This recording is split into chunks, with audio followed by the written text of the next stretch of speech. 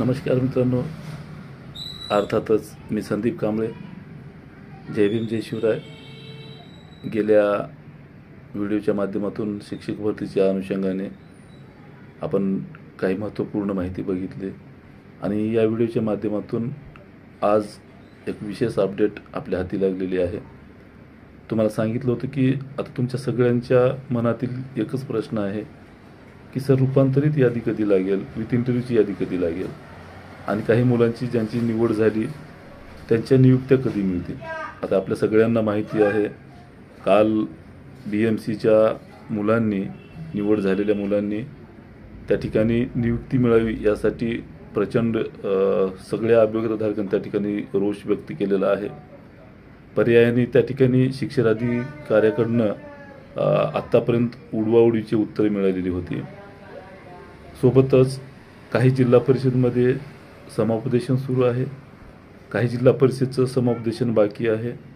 सोलापूरच्या जिल्हा परिषदमध्ये जिल्हांतर्गत बदली प्रक्रिया झालेली आहे, त्या ठिकाणी लवकरच त्यांचं समुपदेशन होईल. जालना असेल, अजून इतर जिल्हा परिषद जिथे जिथे राहिले तिथे. आणि रयतच्या बाबतीत तुम्हाला सगळ्यांना माहिती आहे, रयतचा थोडा विषय वेगळा आहे.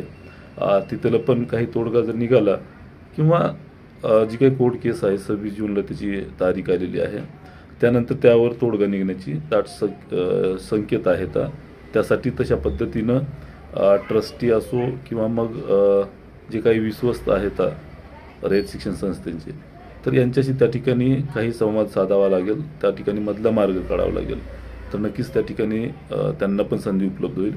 आता एवढं इतिहास सांगण्याचं कारण यासाठी की मी यापूर्वीसुद्धा सांगितले तुम्हाला की मीटिंग होणार आहे आणि कन्वर्ट राऊंडसाठी एक मंत्रालय स्तरावर मीटिंग होईल. त्यानंतर मीटिंगवर ठरेल, जी काही बैठक असेल त्या बैठकीच्या नंतर ठरेल की कन्वर्ट राऊंड कधी लागेल. यापूर्वी सांगितल्या प्रकारे काल मंत्रालय स्तरावरील अधिकारी वर्ग, शिक्षण मंत्री महोदय आणि शिक्षक भरती संदर्भामध्ये काम करणारे मंत्रालय स्तरातील आणि शिक्षण आयुक्त स्तरातील अधिकारी, सोबतच राज्याचे शिक्षण विभागाचे शिक्षण आयुक्त सूरज मांढरे साहेब यांच्या समवेत एक काल मीटिंग झाली. त्या मीटिंगमध्ये अनेक विषय चर्चिले गेले. अर्थात शिक्षण विभागाशी रिलेटेड जे काही शालेय शिक्षण विभागाशी असतील त्या अनुषंगाने, सोबतच शिक्षक भरतीच्या अनुषंगाने एक महत्त्वपूर्ण ती मीटिंग त्या ठिकाणी पार पडली. उशिरापर्यंत मीटिंग झाल्यामुळं आपल्याला म्हणावं तसा अधिकारी वर्गाकडनं तिथे प्रतिसाद मिळाला नाही. मात्र थोडकी एक माहिती त्या ठिकाणी मिळाली. सोबतच माझे मित्र, काही सहकारी शिक्षक संघटनेचे काही मित्र होते, त्यांनी पण त्या ठिकाणी उपस्थित होते. तर त्या दरम्यान त्या बैठकीमध्ये जे काही निर्णय झाला आहे, राज्यामध्ये आपल्या सगळ्यांना माहिती आहे लवकरच 10 जूनपासून पावसाळी अधिवेशन सुरू होते. तर त्या ठिकाणी पावसाळी अधिवेशन सुरू होण्याच्या पूर्वी कुठल्याही परिस्थितीमध्ये ज्यांची निवड झाली त्यांना नियुक्त्या देणे आणि सोबतच जे काही उर्वरित राऊंड आहे ते अधिवेशनाच्या पूर्वी कंप्लीट करणे, अशा आशयाची त्या ठिकाणी एक निर्णय त्या ठिकाणी बैठकीमधून निष्पन्न झाल्याची माहिती आपल्याला समजती आहे. थोडक्यात काय मित्रांनो, तो आता रूपांतरित राऊंड कधी लागेल, तर विथ इंटरव्ह्यूचा राऊंड कधी लागेल. विथ इंटरव्ह्यूचा राऊंड अगोदर लागतोय अशी आपल्या सगळ्यांना एक कल्पना किंवा सोशल मीडियाच्या माध्यमातून, अभियोगधारकाच्या माध्यमातून आपल्यापर्यंत पोहोचलेली होती. कन्व्हर्टर राऊंड नंतर लागतो या संदर्भात सुद्धा आपल्यापर्यंत तशी म्हणजे चर्चेला उदाहरण येत होतं. तर मला आत्तापर्यंत जशी मला माहिती मिळाली अधिकारी वर्गाकडनं, तशी माहिती अजूनही मी तुम्हाला तंतोतंत सांगतो की विथ इंटरव्ह्यूचा राऊंड आणि कन्वर्ट राऊंड, रूपांतरित आणि विथ इंटरव्ह्यू मुलाखतीसह, या दोन्ही याद्या एकत्र लागतील. जिथपर्यंत मला माहिती आहे तिथपर्यंत अधिकारी वर्गांशी चर्चा केल्याच्यानंतर. आणि तुमच्या मनामध्ये अजून आता कसं गटतट असतात, नक्कीच गट पडलेले आहेत. कोणाला वाटते की बाबा 9 ते 12ची यादी अगोदर लागली पाहिजे, कारण त्याच्यावर कुठलीही न्यायिक प्रकरणं त्या ठिकाणी नाही आहेत, लवकरात लवकर लागू शकते. बाकी 1-2 मार्कानं हुकलेल्या मुलांना वाटतं की रूपांतरित यादी लागावी, जेणेकरून आमचं लवकरात लवकर सिलेक्शन होईल.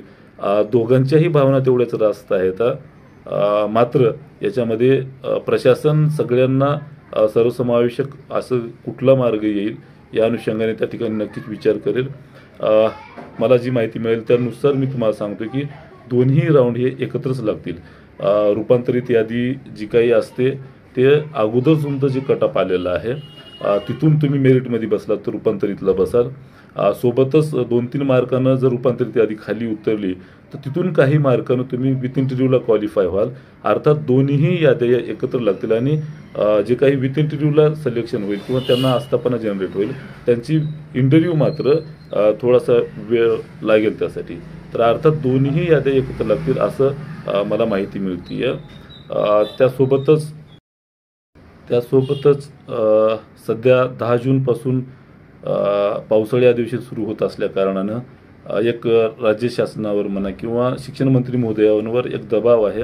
कारण त्यांनी हिवाळी अधिवेशनामध्ये सांगितलेलं होतं की 30,000ची पदभरती आम्ही कंप्लीट करतोय. त्याच्या आम्ही 21,000च्या जाहिराती दिलेल्या आहेत. पहिल्या टप्प्यामध्ये दिलेल्या आहेत त्या जाहिराती आणि त्या पूर्ण आम्ही लवकरात लवकर पदभरती करतोय. आणि आपल्याला माहिती आहे अधिवेशन काळातला जो काही रोडमॅप होता याच्या पूर्वीचा शिक्षण मंत्री महोदयांनी दिलेला खूप विचित्र होता.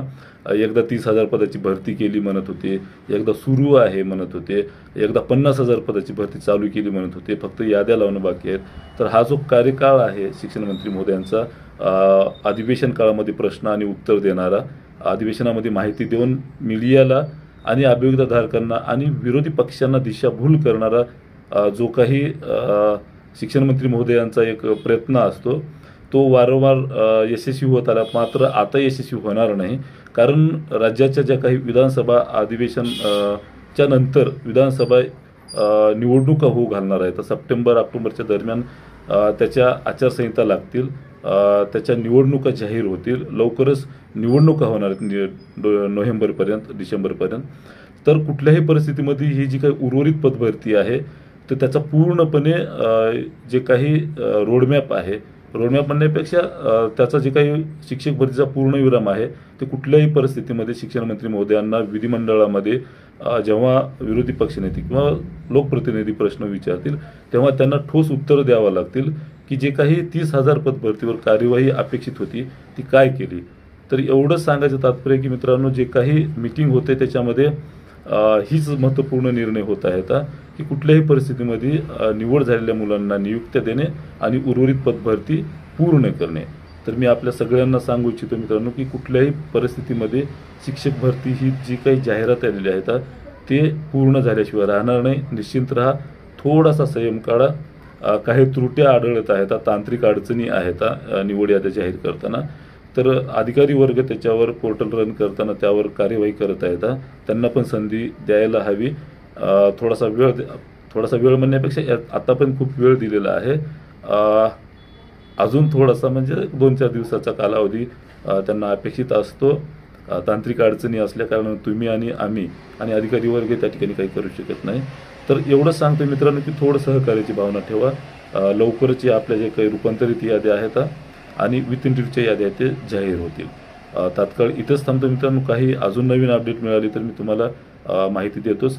आपण जर यूट्यूब चॅनलला संदीप कांबळे ऑफिशियलवर जर नवीन असाल तर नक्की सबस्क्राईब करा, लाईक आणि शेअर करा. धन्यवाद.